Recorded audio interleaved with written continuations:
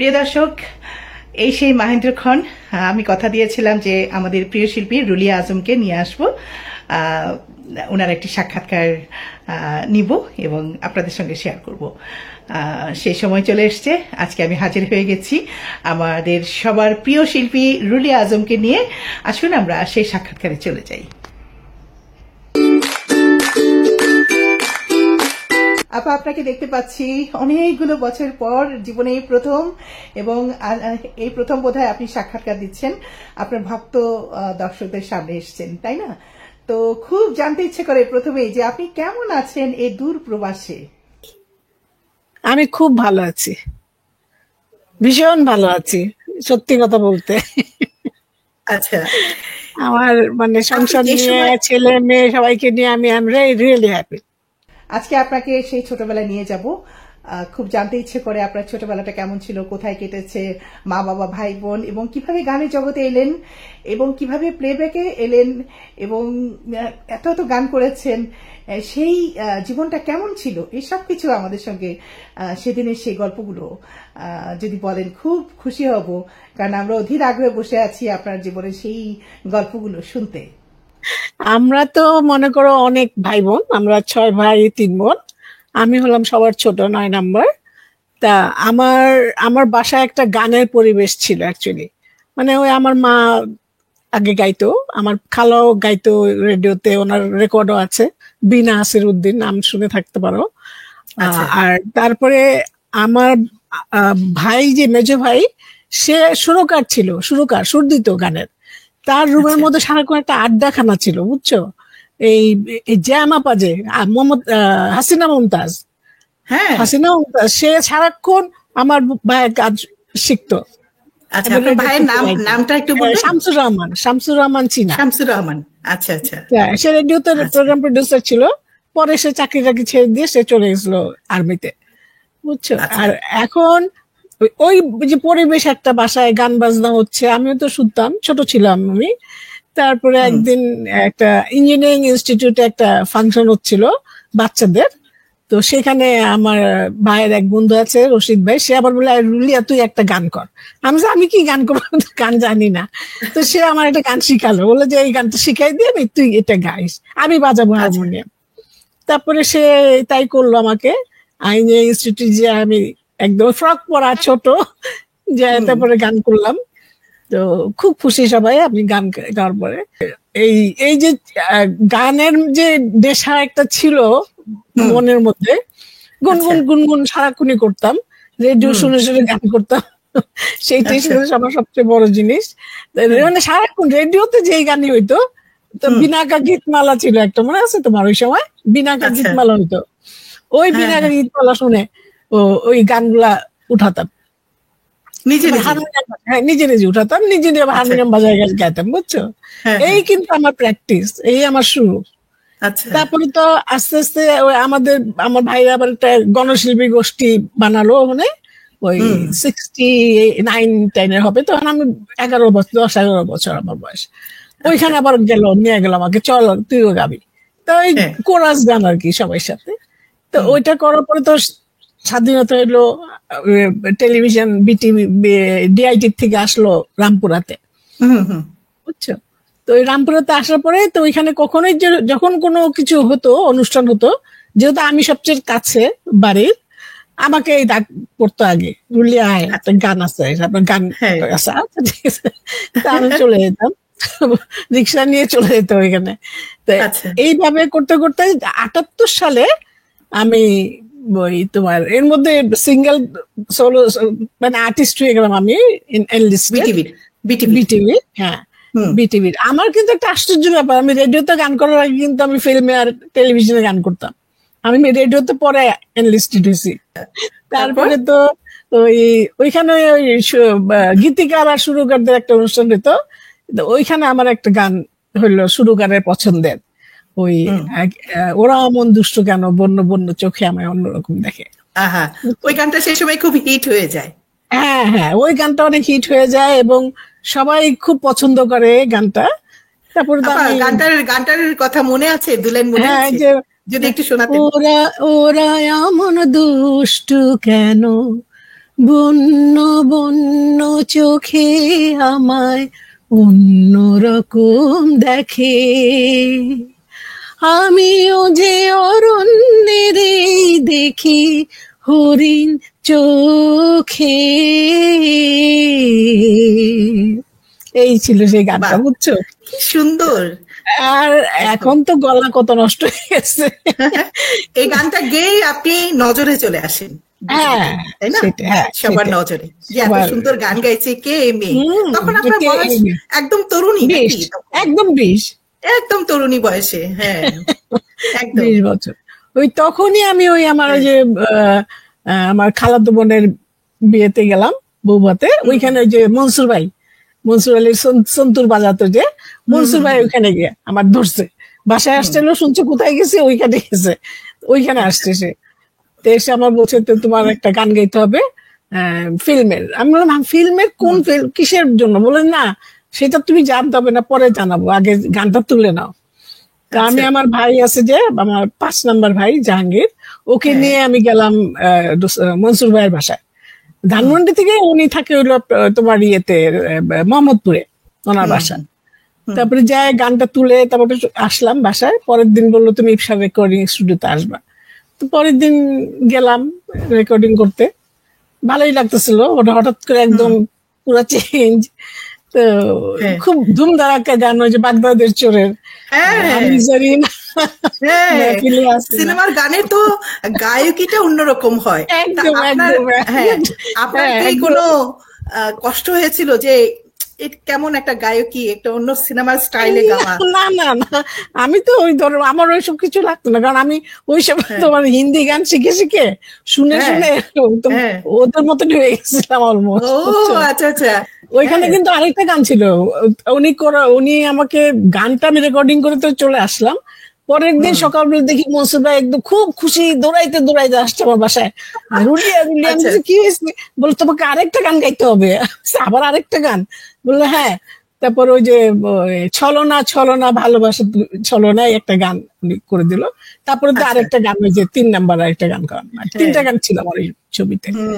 তো এরপর থেকে তো বাস শুরু, সবাই ডাকে ডাকে। মানে প্রথম ছবিতেই আপনি হিট, সুপার হিট। আচ্ছা, খুব জানতে ইচ্ছে করে, এই যে মনে করেন প্লেব্যাক করার সবারই স্বপ্ন থাকে, তো এরকম কোন স্বপ্ন আপনার মধ্যে ছিল যে হ্যাঁ কখনো যদি আমি সিনেমায় গান গাইতে পারতাম? না, অবশ্যই সবাই চায় সিনেমায় গান করতে, তো আমিও চাইতাম। কারণ যেহেতু রেডিও টেলিভিশনে তখন আমি একদম এস্টাবলিশ হয়ে গেছি সিঙ্গার হিসেবে, আমার ইচ্ছা ছিল যে ফিল্মে যদি গান গাইতে পারি কত ভালো লাগবে। আর আমি জিঙ্গেল করতাম, কাজে আমার তো প্রবলেম ছিল না, জিঙ্গেল যেহেতু করতাম। তা আমি বললাম, ছিল আমার মনের মধ্যে একটা আশা, অবশ্যই আশা ছিল। জিঙ্গেলের কথা আসলো, সেই সময় জিঙ্গেলের কি কি কণ্ঠ দিয়েছেন, সেই জিঙ্গেল গুলো কি মনে আছে আপনার কোন একটা? হ্যাঁ, আরে এই যে কি একটা ছিল সাবানের, মিষ্টি মধুর গন্ধে আমার কি জানো, সাবান জানে সাবা, এরকম একটা কিছু ছিল। ও আচ্ছা আচ্ছা, সুরটা তো মনে পড়ছে, সুরটা তো চেনা চেনা লাগছে। বলেন তো একটু সুরটা, একটু তাহলে দর্শকরা ধরে ফেলতে পারবে। মিষ্টি মধুর গন্ধে আমার ভরে গেল প্রাণ, সাবান জানে সাবা, সাবান জানে সাবা, এরকম ওই গানটা ছিল। এই সুরটা কিন্তু পরিচিত, পরিচিত। তো আমার মনে হয় অনেক দর্শক আছে, তারা ধরে ফেলতে পারবে এটা কোন সাবানের। সাবানে আমাদের দরকার নেই, কিন্তু আপনি যে গেয়েছেন অনেক, অনেক জিঙ্গেল করেছেন না? এবং তুমি জানো ওই সময় রেডিও টেলিভিশন খুললে আমার মানে চলতোই জিঙ্গেল, একটার পর একটা, একটার পর একটা। প্রথম যখন সিনেমার গানের জন্য রেডি হলেন স্টুডিওতে, সেই বাগদাদের চোর ছবির, আপনার অনুভূতিটা কেমন ছিল সেই দিনের? সেই প্রেক্ষাপটটা যদি আমাদের সাথে একটু শেয়ার করেন, গল্পটা শুনতে চাই। কেমন লেগেছিল? থাকে না যে একদম, আমি তো তার মধ্যে ইপসা রেকর্ডিং, তো ওই বিয়েতে এটা তোমার কাকরাইলে ইপসার সাফায়াত আলীদের যেটা আর কি। তো আমি তো যাই, ওইখানে আমি জিঙ্গেল করছি, তো আমার তো পরিচিত। তো গেলাম, ঢুকে দেখলাম এত সব যন্ত্রপাতি নিয়ে সব বসে আছে, রিহার্সাল করতেছে। তার মধ্যে আমি এন্ট্রি নিলাম। তো অনেকে আমার চিনে, ওখানে অনেক হ্যান্ডস যারা বাজাতো তারা অনেকেই আমার চেনে, আগে থেকে চিনতো। হ্যাঁ হ্যাঁ, আগের থেকে যেহেতু টেলিভিশনে বাজাচ্ছে, তারপরে মনে করো আমার হ্যাঁ জিঙ্গল গাইছে ওইখানে ওরা বাজাতো, তো চিনে আমাকে, অনেকেই চিনে। আর বিশেষ করে ওই টেলিভিশনে আমাদের সাথে ওই যে আহমেদ ইমতিয়াজ বুলবুল ছিল, তখন ও গিটার বাজাতো। আর আরেকজন ছিল হলো ইশতিয়াক, শেখ ইশতিয়াক, যে ইয়াং বয়সে মারা গেল ছেলেটা, ও গিটার বাজাতো। তো আমাদের গানের সাথে ওরাও গিটার বাজাতো, ওদেরকে আমি এমনি আগের থেকেই চিনতাম। আগে থেকে চিনতেন? হ্যাঁ হ্যাঁ, ওই যেহেতু টেলিভিশন থেকে চিনতাম। হ্যাঁ, তো সেই কারণে আসলে খুব যে ভয় লাগা, নার্ভাস হওয়া, আমি একাই গেছি রেকর্ডিং করতে, আমার ওইটা ভয় ছিল। আপনার হ্যাঁ, আপনার কণ্ঠের মধ্যে একটা আলাদা রকমের একটা সৌন্দর্য থাকে না, যে আপনি কি কাউকে ফলো করতেন? আপনার গানগুলো শুনে সবাই শুধু একটা কথাই বলে যে কণ্ঠটা মানে এত সিমিলার আমাদের রুনা লায়লার সাথে। হ্যাঁ, মানে এত মানে কণ্ঠটা এত মিষ্টি, এবং সবকিছু মিলে মনে হয়েছে না আপনি যখন গান গাইছেন, বিশেষ করে বাগদাদের চোর ছবির গান যখন আমরা শুনি, আপনার সিনেমার যতগুলো গান আমরা শুনেছি, অনেকে কিন্তু ভুলক্রমে এখনো পর্যন্ত জানে যে এই গানগুলো রুনা লায়লা। এটা মানে এটা আপনার মনের অজান্তে আপনার গায়কিটা কিংবা আপনার কণ্ঠের যে সৌন্দর্যটা উনার সাথে মিলেছে। কণ্ঠের সুরটাই ওদের মতন, আবার রুনা লায়লার মতো। এটা আমিও কিন্তু বুঝি নাই প্রথমে, যখন রুনা লায়লার আমি একসাথে গান করতে গেছে ডুয়েট, কি একটা ছবির গান যেন গাইলাম, তখন আমি বুঝতে পারলাম, যখন শুনছি যে ইয়েতে যে রুমে যে কি ইয়ে ডাকলো আমার মজিদ ভাই, যে রুমিয়া শুনে যাও, তো গেলাম। বন্ধু, যে আলিফ লায়লা ছবির বন্ধু লিখেছে প্রেমের আলাপন। হ্যাঁ, প্রেমের আলাপন। আমি তো শুনে একদম অবাক, আমি বলতেছে মজিদ ভাই আমি কোনটা, বলতে তুমি এইটা, মানে আমি নিজেই হতবাক হয়ে গেছিলাম, বুঝছো? আচ্ছা, আপনি নিজেই, হ্যাঁ, আপনার কণ্ঠের সাথে রুনা লায়লার মিল আপনি নিজেই খুঁজে পান? হ্যাঁ, নিজেই খুঁজে পাচ্ছি, কোনটা যে আমি আর কোনটা রুনা লায়লা সেটাই তো বুঝতেছি না। মানে সেই সময় সবাই বলতো যে একই রকম, প্রায় সিমিলার এরকম, কিন্তু মানে 19-20। আচ্ছা, 19-20। আচ্ছা, এতে করে আপনার মনে কি ধরনের অনুভূতি জাগতো? এটা কি আপনাকে? না, আমাকে এটা আমার কোনো ইয়ে লাগতো না, আমি আমার মতো গাইতাম। আর কেউ কিছু করার নাই তো আমার, কেউ যদি বলে যেটা রুনা লায়লা গাইছে, তা আমার তো কিছু করার নাই না, আমি কি ঝগড়া করবো মানুষের সাথে, বলো? তা তো সম্ভব না, কাজে আমি ওটা ইগনোর করতাম।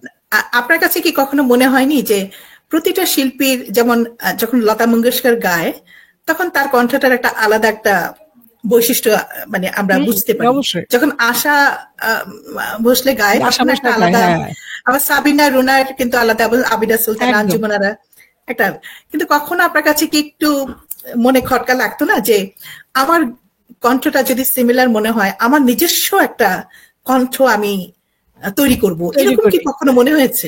না না না, আমি আমার কণ্ঠ নিয়ে আমি খুব হ্যাপি ছিলাম। আচ্ছা, আসলেই তাই। আর আমি যখন মানুষের সাথে কথা বলি, তখন কিন্তু কেউ বিশ্বাস করে না যে আমি সেই আমার গলা দিয়ে এরকম সুর বাইর হয়, বুঝছো? এটা আমি অনেকবার শুনছি, অনেকের কাছে শুনছি, বলে তুমি যখন কথা বলো তখন একরকম, যখন তুমি গান গাও তোমার সুর একদম অন্যরকম। সেটা কেন হয় আমি তো জানি না। আপনি কি নিজের গান দেখার জন্য হলে গেছিলাম? হ্যাঁ, দেখেছি আমি সেই সিনেমাতে, অবশ্যই। আর সবচেয়ে বড় জিনিস কি, আমার কেউ চিনতো না, যেহেতু আমি ফাংশন করতাম না, আমাকে আমি মানে আউটসাইড পিপল আমাকে অত চিনতো না, কাজে আমি আরামসে যাই দেখে আসতাম, শুনতাম আমার গান কোনটা কেমন লাগতেছে হলে, শুনে আসতাম। কিন্তু বরাবরই আপনি নিজের মধ্যে, খোলসের মধ্যে, আমি সবসময় নিজেকে আড়াল করে রাখতাম। আড়াল করে? কেন? এটা কখনো কি মনে হয় না আমি আমার নিজের? কখনো না, না, আমার মনে হয় আমি গান গাচ্ছি, বাস এনাফ। আচ্ছা, ওইটাই আমার আনন্দ ছিল। আপনার বেশিরভাগ গানই আপনার মনসুর সাহেবের, তাই না? না, বেশিরভাগ গান আমার সুবল দাস। আচ্ছা, সুবল দাসের বেশিরভাগ সুর করা গান, যেমন রাজমহল ছবিতে ভ্রমর ছোঁয়ায় ফুল ফুটে, দুর্দান্ত একটা গান, যদিও এটা ডুয়েট ছিল। ডুয়েট গান ছিল। তারপরে যে যেটা আমি গাড়ি কিনি, কি গাড়ি কিনি না, গাড়ি চড়ার মানুষ। হ্যাঁ, এটাও সুবলদার গান, সুবল দাসের সুর করা। আমি আর সুবীর দা গাইলাম।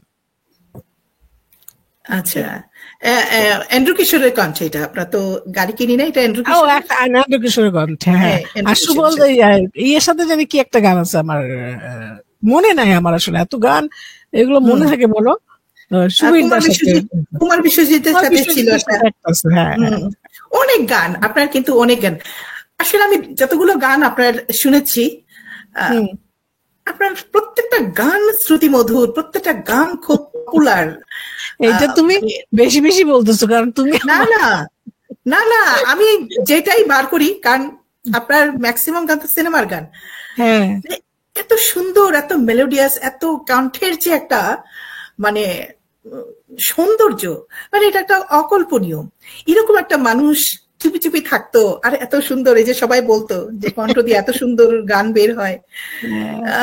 আসলে এটা আপনার সৃষ্টি, এটা একটা গড গিফটেড। কারণ আমি তো কোনোদিন গান শিখিনি কারোর কাছে। আমার কিন্তু এরকম ছোটবেলা থেকে তো আমি এরকমই গান করি, বুঝছো, একদম পুরো গড গিফটেড। হ্যাঁ, একদম ফুল গড গিফটেড করা। আচ্ছা আচ্ছা, এই যে মানে অনেকগুলো ছবিতে গান করলেন টানা, কত বছর টানা করেছে? আমি 78 থেকে 82 পর্যন্ত তো ফুল করছি। তারপরে তো 82 পরে আমার হাজবেন্ড গেল ইন্ডিয়াতে মাস্টার্স করতে, তো আমি আবার ওইখানে গেলাম ওর সাথে। ওইখানে যে আমি অনেক গান করতাম, ওইখানে যত ফাংশন হইতো ওইখানে আমি অনেক গান গেছি, অনেক। এবং একজন তো মানে পাগল ছিল, এক ভদ্রলোক, সে আমার পিছিয়ে পিছিয়ে একদিন আমার বাসায় চলে আসছে, লতাজি লতাজি করতে করতে। আমি বললাম, ভাই আমি তো লতাজি না, লতা মঙ্গেশকর বলতেছে আর কি, বুঝছো। লতাজি লতাজি করতে করতে আমার বাড়ি পর্যন্ত চলে আসছে। তারপর পরে আরেকদিন দেখি যে সে সব লতা মঙ্গেশকর সব ফটো টোটো সব আছে, সব কাটা করে আমার বাসায় নিয়ে আসতে দেখাতে। আমি ভয়ের চোটে বলছি, ভাই ওনাকে বাইর করো বাসার থেকে। তারপরে তো যাই হোক, মানে খুব খুব ফেমাস ছিলাম। মানে ওখানে একটা ইভিনিং এক্সপ্রেস একটা পেপার ছিল, প্রতিদিন সন্ধ্যার সময় বেরোতো, ওইটার মধ্যে প্রায় আমার খবর থাকতো। তারপরে তো আপনার গানের জগৎ থেকে আপনি আস্তে আস্তে সরে যেতে থাকেন অনেক। না, তারপরে এই আমার একটা দূরত্ব হয়ে যায়। ওই সময় একদম টপে ছিলাম, বুঝছো। তখন আমি ওই যে রেকর্ড, আমাদের ওই শোয়েবের সাথে আমার ক্যাসেটটা বেরোলো আজ থেকে 12টি বছর। আজ থেকে ওইটা করে আমি, হ্যাঁ, ওইটা করে আমি ইন্ডিয়াতে গেলাম।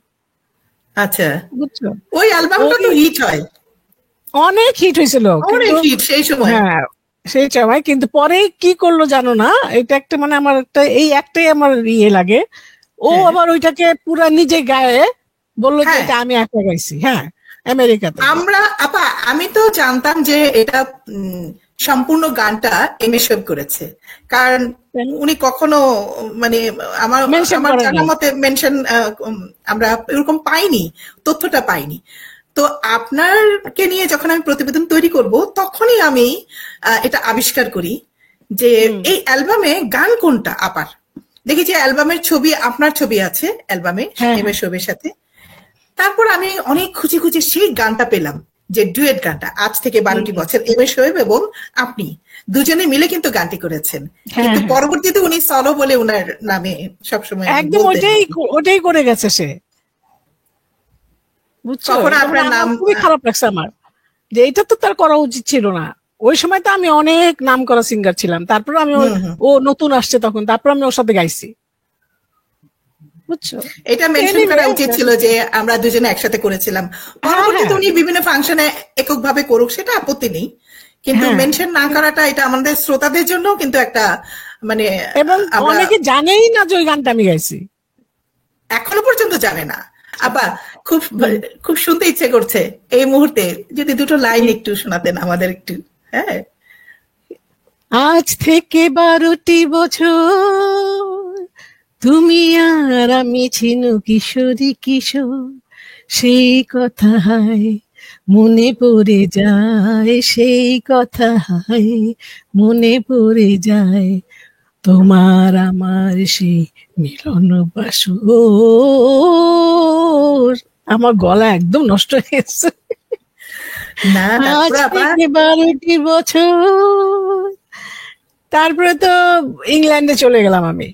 আমার হাজবেন্ড পিএইচডি করতে গেল, আমি গেলাম। আমার তো ওখানে যাওয়ার পর আমার মেয়ে হইলো। তো ওইখানে অবশ্য আমি মাঝে মাঝে তোমার এদিক ওদিক গান করতে নিয়ে যেত আমাকে। এলগিনে গেছি অনেকবার, তারপরে তোমার ওই ডান্ডিতে গেছি ওইখানে। তারপর থেকে তো বাংলাদেশে আসলাম। আসার পর থেকে একটু মানে তখন তো আমি অনেক মানে দূরে চলে গেছি, 3 বছর ছিলাম না তো আমি দেশে। যখন তারপরে আবার আসার ব্যাক পর করলেন ব্যাক করার তখন পর কি আমি ছবিতে? অনেক কিছু গান করছি আমি, মানে কিছু গান করছি অবশ্যই।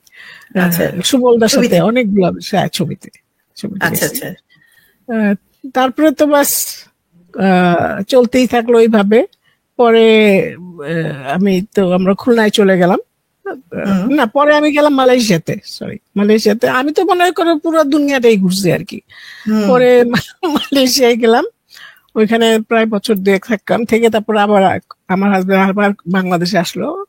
আর এর মধ্যে আমার আরেকটা ছেলেও হইলো। তা মেয়ে আর ছেলে নিয়ে বেশ ভালোই সুন্দরভাবে চলতেছিলাম। আর মেয়েটার হইলো কি ওই তোমার অ্যাজমার প্রবলেম হয়ে গেল ছোটবেলায় বাংলাদেশে আসার পরে। আচ্ছা আচ্ছা মানে আর অ্যাজমা তো খুবই খারাপ, এত শ্বাসকষ্ট, মানে খুবই ভয় লাগতো আমার, এত ইয়ে। তারপরে এর জন্য আসলে আস্তে আস্তে নিজেই কমাই দিছি আমি যাওয়া, কারণ আমি গেলে আমার একটা টেনশন থাকতো বাসায় কি হচ্ছে, ও কেমন আছে আমি। তারপরে তো যাই হোক ওভাবে করতে করতে পরে বাংলাদেশে খুলনায় গেলাম আমরা। খুলনাতে আমি আবার একটা ইংলিশ মিডিয়াম স্কুলে জয়েন করলাম সময় কাটাইবার জন্য। তারপর ওইখানে গিয়ে আবার তোমার ওই খুলনা রেডিওতে গাইতাম গান। আচ্ছা হ্যাঁ, ওখানে গান করতাম। আর স্কুলেতে আমি পরে প্রিন্সিপাল হয়ে ভাইস প্রিন্সিপাল হইলাম। এটা কত সালের কথা? এটা কত সালের কথা? এটা 1994-এ আমি গেছি, আর 2008-এ আমি ওইখান থেকে আসছি। 14 বছর ছিলাম আমি। কোথায়? ফিজিতে? খুলনাতে। খুলনাতে খুলনাতে? তারপরে তো 2011 সালে আমি চলে আসলাম ফিজিতে। ফিজিতে আসার পরে এখানে ওরা একটা সারেগামা, ফিজির আবার ওরা সারেগামা অনুষ্ঠান করতো, বুঝছো? তো ওইখানে ওই সব এই ইন্ডো ফিজিয়ান টিজিয়ানেরা গান করতো। তো ওইখানে আবার আমাকে নিয়ে গেল জাজমেন্ট করার জন্য। বলো, আপনার আপনার গাওয়া গান ছায়াছবিতে সর্বশেষ কোন ছবিটা ছিল, মনে আছে এটা? এটা মনে করতে পারবো না রে। এবং এটা কত সালে? মানে 80 দশকের মাঝামাঝি মনে হয় সব শেষ গান ছিল নাকি? না নাকি না 90? না না না, 90-এর পরে গেছেন? 90-এর পরে আর গান করিনি। 90-এর পরে আর করেননি? আচ্ছা, তো আনুমানিক কতগুলো ছবি হবে এরকম ধারণা আছে? 200 ছবি তো হবেই আমার, অনেক ছবি, আনুমানিক 200 ছবি তো হবেই। ডিটাচ হয়ে গেলেন। খারাপ লাগতো না যে একটা মানুষ যখন জনপ্রিয়তার তুঙ্গে থাকে তখন শিল্পী মানুষ তো তার মনটা পড়ে থাকে, এরকম কখনো? না না, আমি কিন্তু কখনোই ওরকম মনে করিনি। Never in my life, never. আমার কোনোদিনও কোনো রিগ্রেট ছিল না, বিকজ আমি নিজের ইচ্ছা মতন গান করছি, নিজের ইচ্ছা মতন ছেড়ে দিছি। মানে আমি ঘরোয়া ফাংশন করতাম, ঘরোয়াতে গেলাম, কোথাও গেলাম, গাইলাম, বাস। যখন রুনাইলার সাথে আপনি গান করেছেন, যখন সবখানে প্রচার মানে হতে থাকলো যে রুনাইলার মতো কণ্ঠটা শোনা যায়, এরকম একটা ফ্লেভার আসে, তো খোদ রুনাইলাই আপনাকে কিছু বলেছিলেন?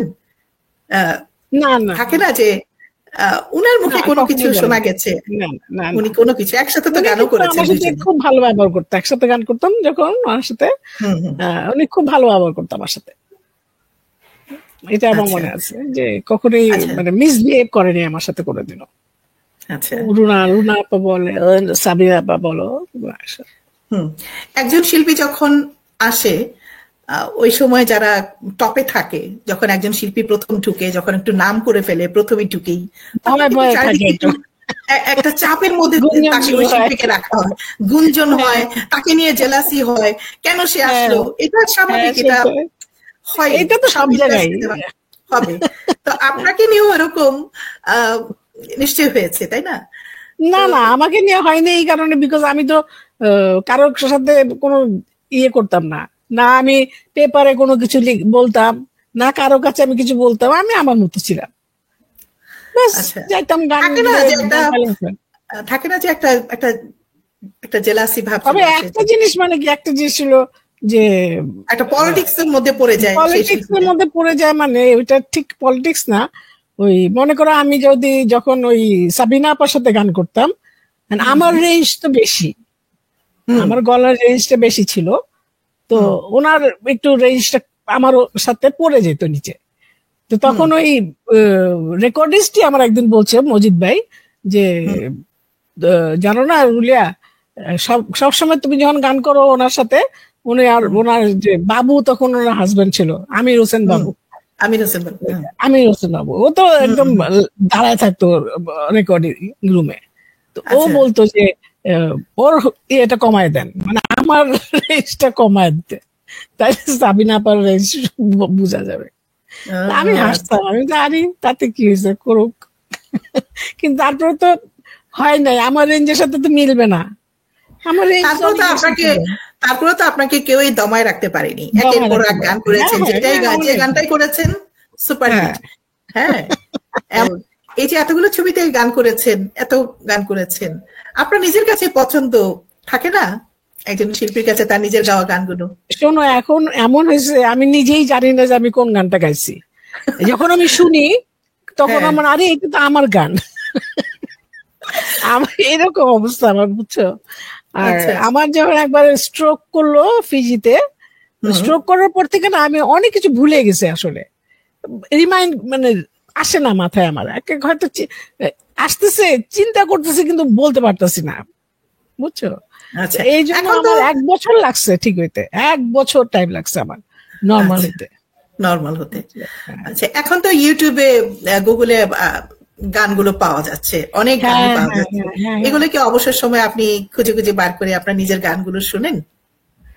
না রে, আমার ওই ইচ্ছা এটাই নাই আসলে, খারাপ লাগে শুনলে। ঠিক আছে, থাকুক, আমার ছেলে মেয়েরা শুনে। আমি এত সুন্দর আমি গান করতাম যে যখন, ওই গলা তো আর আমার এখন নাই, ওইটাই আমার খারাপ লাগে আসলে, আর কিছু না। আপনার হাজবেন্ড যখন আপনার বিয়ে হয়েছে তখন তো আপনি তুমুল জনপ্রিয়, একের পর এক ছবিতে গান করছেন। বিয়ে হওয়ার পরে শ্বশুর বাড়ির পক্ষ থেকে কি কখনো কি অ্যাপ্রিসিয়েট করতো আমার গান? এবং আমার শ্বশুর তো ডাক্তার ছিল, তুমি তো জানো, ডক্টর শামসুর আজম, বিখ্যাত ডাক্তার ছিল, এবং ওনাদের একটা অ্যাসোসিয়েশন ছিল কলকাতায়, সব ডাক্তাররা, শিশির বোস টোস, এরা সব আমার শ্বশুরের ক্লাসমেট। তো এরা বছরে একবার করতো, একসাথে হতো আর কি সবাই। তো যখনই ওরা কেউ আসতো বাংলাদেশে, তখনই আব্বা আমাকে ডেকে, রুলে একটা গান শোনাও। তো আমার গান শুনে ওরা অবাক হয়ে যেত, বুঝছো? এত সুন্দর গান করো তুমি গানটা করো না কেন? করি তো। আপনার স্বামী কি বলতেন আপনার গান শুনে? আরে আমার না, মানা করেনি, আমার এসে জীবনও মানা করেনি। বরঞ্চ আমি যখন গান গাইতে যেতাম তখন ও অফিস থেকে চলে আসতো, কারণ আমি কখনো বাচ্চাদেরকে আনঅ্যাটেন্টিভ রাখতে যেতাম না, বুঝছো? মানে কাজের মানুষের কাছে থাকবে তা না, সে অফিস থেকে চলে আসতো বাসায়, তারপর আমি। আপনার ছেলেমেয়েরা কি গান করতে ভালোবাসে আপনার মতো? শিশু মিষ্ট কণ্ঠ নিশ্চয়ই তাদের, তারা কি গানের জগতে এসছে? না, আমার মেয়ে গায়, মানে এমনি, ও প্রফেশনাল না, অ্যামেচার। ও সুন্দর গায়, ও গলা খুব ভালো। হ্যাঁ, আচ্ছা, তাহলে তো ভালোই, যে শিল্পীর ঘরে শিল্পী হবে না সেটা তো হয় না, তাই না? আপনার ছেলে মেয়েদের কথা যদি একটু বলতেন, কে কি করছে? আমার মেয়ে তো এখন যেখানে পিএইচডি করতেছে ক্রিয়েটিভ রাইটিং এ, অস্ট্রেলিয়া, সিডনিতে না, এখানে ব্যাথেস্টে, হ্যাঁ, এটা হলো চার্লস্টন ইউনিভার্সিটিতে করছে। আর আমার ছেলে হলো তোমার পোল্যান্ড থেকে কম্পিউটার ইঞ্জিনিয়ারিং করে ওখানে এসে চাকরি করতেছে, ওখানে সেটেল আর কি। হ্যাঁ, ওখানে সেটেল করতে যাচ্ছে সে। আমরা চাচ্ছি তাকে এদিকে নিয়ে আসতে, কিন্তু সে চাচ্ছে না, সে চাচ্ছে ওইখানকার পাসপোর্ট নিয়ে তারপরে সে চিন্তা করবে। এর মধ্যে তো আপনি বিদেশের মাটিতে থাকলেও বছরের পর বছর আপনি কাটিয়েছেন, কিন্তু তারপরে তো দেশে মাঝে মাঝে আমি যেতেন, গিয়েছিলাম, তাই না? হ্যাঁ, গত বছর গেছিলাম আমরা দেশে। তার আগে 2019 গেছিলাম, তারপর তো 20 আমার তো স্ট্রোক করলো। এরকম আর কি, 17 গেছিলাম এরকম। গেছেন তো, কিন্তু আমরা কখনো টের পাইনি। আপনি তো আপনার এই আড়ালে থাকার কারণে কিন্তু বাংলাদেশের শ্রোতা দর্শকরা আপনাকে অনেক মিস করেছে, সব সময় খোঁজ করেছে যে সেই রুলিয়া রহমান কোথায়, ওনাকে দেখা যায় না কেন। না, আমি সত্যি আমি ওদের কাছে মানে কি বলবো, এটা আমার বলার ভাষা নেই আসলে। আমি তো তোমার ওইটা দেখে আমি আমার মেয়েরে বললাম যে আমি কি এত ফেমাস ছিলাম, আমি তো নিজেই জানি না। মানুষ যে আমার এত ভালোবাসতো সেটা আমি নিজেও জানি না। সত্যি আজকে আপনার যারা দর্শক ভক্তরা আছে তারা নিশ্চয়ই খুশি হবে যে এত বছর পর জীবনে প্রথম আপনাকে দেখলো। হ্যাঁ, আপনি ইয়াং বয়সে অনেক স্টাইলিশ এবং খুব সুইট ছিলেন। চুল অনেক দীঘল কালো চুল ছিল, তাই না? এখনো আছে, এখনো আছে। হ্যাঁ, আপনি নিজে এত সুন্দর কণ্ঠের অধিকারী একজন শিল্পী, তারপরেও যদি জিজ্ঞেস করি যে আপনার প্রিয় শিল্পী কারা ছিলেন বাংলাদেশে কিংবা বাইরেও হতে পারে? বাইরে তো এক বাক্যেই তো লতা, আমাদের লতা মঙ্গেশকর আর কিশোর কুমার। আর বাংলাদেশে সাবিনা আপার গান তো আমার খুবই ভালো লাগে তোমার। আর রুনা এলার গানও খুব ভালো লাগে। রুনা আপা একটু ডিফারেন্ট টাইপের আর কি, তো এই জন্য দুজনের গান আমার খুব ভালো লাগে। সুবিরদার গান আমার খুব ভালো লাগতো। সুবিরদার। আচ্ছা, এতগুলো বছর ধরে প্রবাসী জীবন যাপন করছেন, এই পরবাসী জীবনটা আপনার কেমন লাগছে? আমাকে তো ভালোই লাগে, ভালো থাকে। আমার মানে বেশি জ্ঞানজাম আমার ভালো লাগে না, আমি একটু শান্তিপ্রিয় মানুষ আসলে। মানে নিরিবিলি থাকলাম, একটু বসলাম, গার্ডেনে বসলাম। আমাদের একটা ডগ আছে পেট, ওটা নিয়ে ও হইলো আমাদের আসলে প্রাণ এখন। চেষ্টা ওকে নিয়ে আমরা খুব মজা করি। তো যাই হোক, সময় চলে যায় আসলে। থাকে না, মানুষ মাত্রই কিছু না কিছু অপূর্ণতা থাকে। যদি জিজ্ঞেস করি যে আপনার মনে এরকম কোনো অপূর্ণতা আছে যেটা চেয়েছেন পাননি? কোনো অপূর্ণতা নেই? যেটা চেয়েছি আমি সেটাই পেয়েছি, যাকে চেয়েছি তাকেই পেয়েছি। ও, আপনার হাজবেন্ডের সাথে বিয়ে হয়েছে, সে তাকে ভালোবেসে বিয়ে করেছেন? তাই নাকি? আচ্ছা, সেই সময় আপনি প্রেম করে বিয়ে করেছেন? আরে বাপরে বাপ, আমাদের প্রেম একদম মানে তুমুল প্রেম। আমরা বিয়ে করেছি আসলে 80 সালে, তারপরে পারিবারিক ভাবে 82 সালে। 80 সালে কাউকে না জানিয়ে চুপি চুপি বিয়ে করেছেন? আচ্ছা, তারপর যখন জানাজানি হলো তারপর বিয়ে হয়েছে। সব পেয়েছেন জীবনে। এই যে কোনো মানুষ কিন্তু বলে না যে আমি তৃপ্ত। প্রত্যেকটা মানুষ বলে যে হ্যাঁ, আমি যদি এটা হতো। সবাই আছে মনের মধ্যে। আমি যদি গান গেয়ে একটা জাতীয় পুরস্কার পেতাম, একটা অমুক পুরস্কার, অমুক পদক পেতাম, তাহলে হয়তো ভালো লাগে। কিন্তু আপনার মধ্যে কিছু নেই। সবচেয়ে বড় কথা, আপনি অগণিত ভক্ত শ্রোতাদের ভালোবাসা পেয়েছেন। একদম, সেটাই সবচেয়ে বড় জিনিস।